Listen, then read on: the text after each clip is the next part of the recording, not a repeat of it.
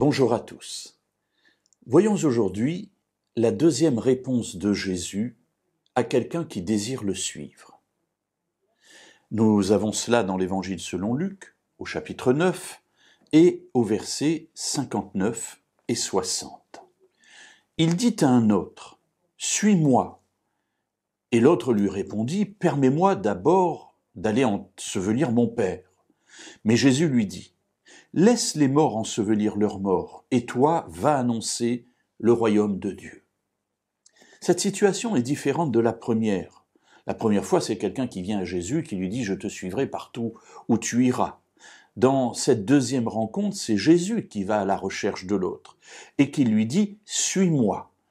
Donc il est invité par le maître à le suivre. Et c'est une chance extraordinaire parce que dans la tradition juive, c'est le maître qui choisit ses élèves. Ce ne sont pas les élèves qui disent « je veux étudier avec un tel ». Le maître dira « oui, j'accepte » ou « non, je n'accepte pas ». Et ici, Jésus a choisi la personne. C'est-à-dire qu'il a vu en elle toutes ses capacités et c'est un grand honneur pour quelqu'un d'être invité par un maître à devenir son disciple. Et puis voilà que cette personne lui répond « écoute, mon père vient de mourir, il faut d'abord que j'aille ensevelir mon père. » Mes amis, qu'est-ce qu'il y a de mauvais là-dedans?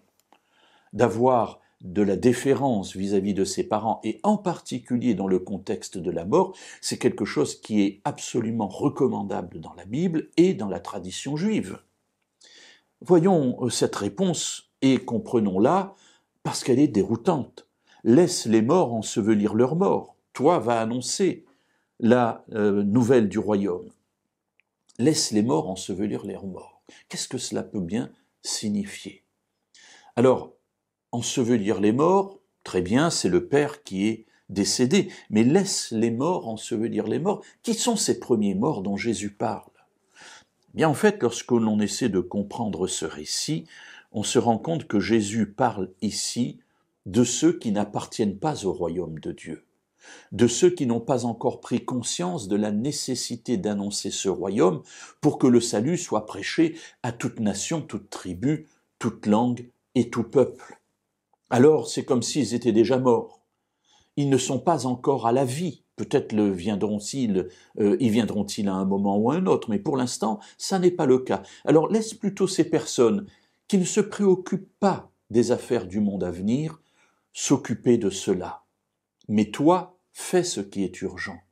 Je viens de t'appeler, entre dans mon œuvre et accomplis la mission que je t'ai donnée. Les autres pourront remplir ce devoir vis-à-vis de ton Père.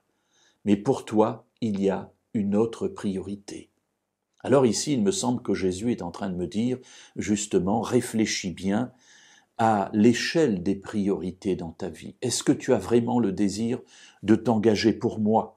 Alors oui, il y a d'autres devoirs importants, mais cela, tu peux les laisser à d'autres personnes, à ces gens qui n'ont pas encore conscience de la nécessité de me suivre.